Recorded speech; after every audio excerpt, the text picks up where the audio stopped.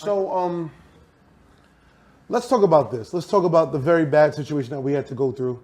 Banned from WWE, fired from WWE, whatever you want to call it.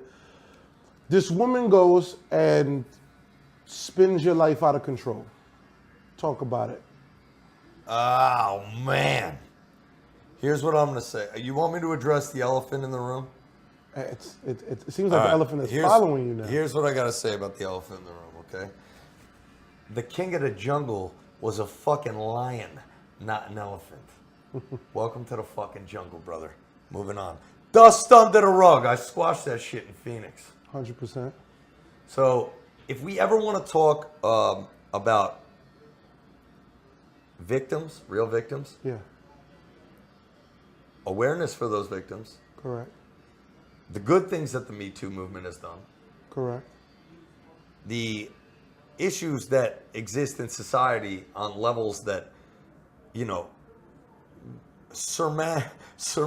bro, we have real issues, yeah, okay, in our country, and to ever make light or to foreshadow or throw shade on some of the most heinous acts that one can commit, yeah, in all of humankind, to use it as a ploy for 15 minutes of fame, the pendulum should swing both ways, but unfortunately it doesn't always. Definitely not.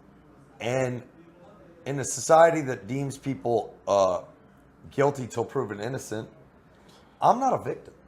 I put myself in that situation. I'm a huge Red Hot Chili Peppers fan. I went to a Red Hot Chili Peppers concert, had a bit too much to drink, and you meet people at face value all the time in life. Make no mistake about it. When you're on the road Friday, Saturday, Sunday, Monday, Tuesday, on the road 300 days a year, you have to be a certain type of person. One thing I can say about the WWE is to make it to that level, I can't look around the locker room and really point out one bad, really shitty person, like an evil person. Because to make it to that level, you have had to do a lot and succumb to a lot of pressures and beating a lot of odds to get to that place. Correct. I'm not a victim.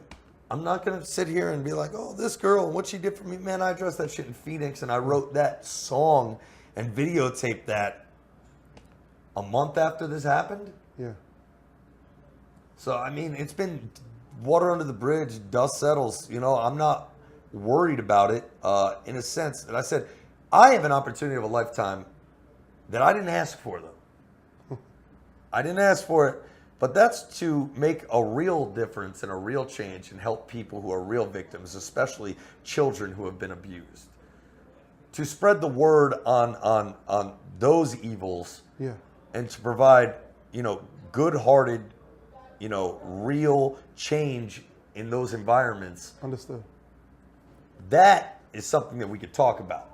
I'm not going to continue to mention this person's name or even give them that. Like, what?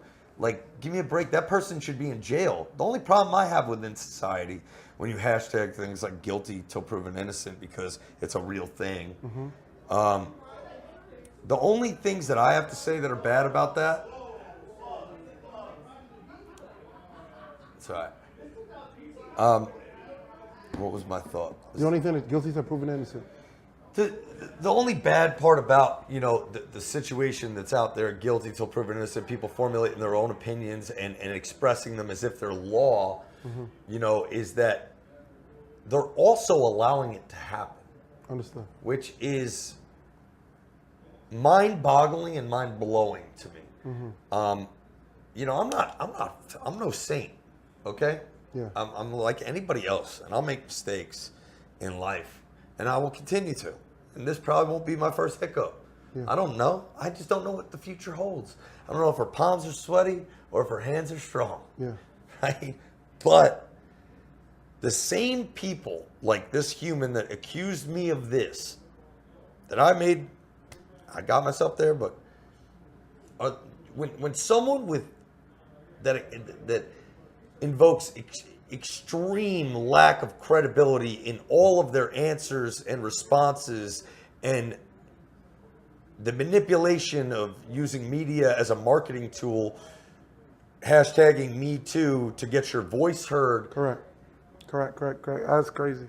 Yeah. These are the same people that are buying guns and shooting up schools and shooting people up all over our country, and you're letting them do it because you're watching it as a society. When a person stands on TMZ and goes, oh, he took me from behind. Oh, I understand why you raped me. I'm a hot bitch. When you hear that as a society and you still sensationalize exaggerated headlines and use fake news as a ploy to create double clicks and double clicks and double clickbait across the world. I was clickbait. Crazy.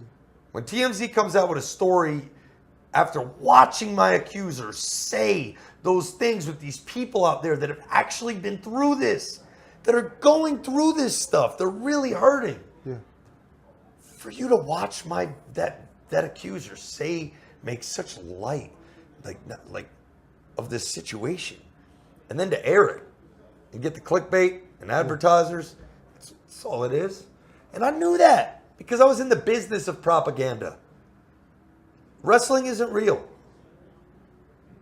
The falls hurt. Sometimes you get punched in the face. But it's not real. It's propaganda. Yeah. Propaganda makes you the giant and makes me the small guy. Propaganda makes me the champion and makes you unworthy of a title shot. Understand. I was in the business of it. Marketing.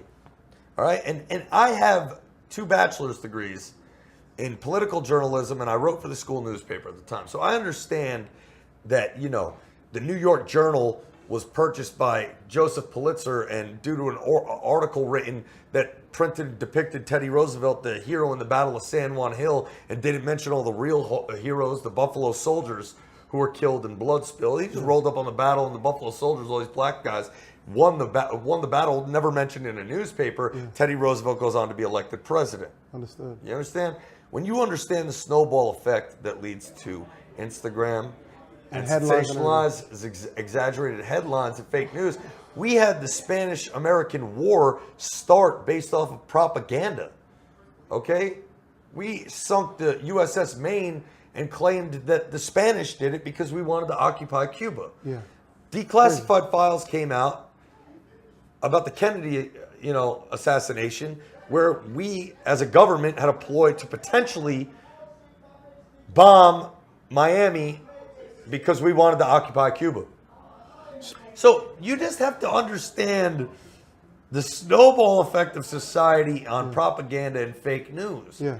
And I went to school for it. So when it was happening to me, I wasn't worried because I knew I'd vindicate myself as an articulator of words. I was going to get my opportunity to speak again. I just wanted to make sure when I took my time that I was going to take the proper time, because when I did come back, I was going to be louder than ever before. Understand. And Phoenix was just a message. Phoenix is not what I call my first single. That's not even going to be on the album. Neither is the song that I'm dropping on World Star, I think tonight. Yeah. Bury Me, a G. Bury Me. That is just another message aimed at the WWE.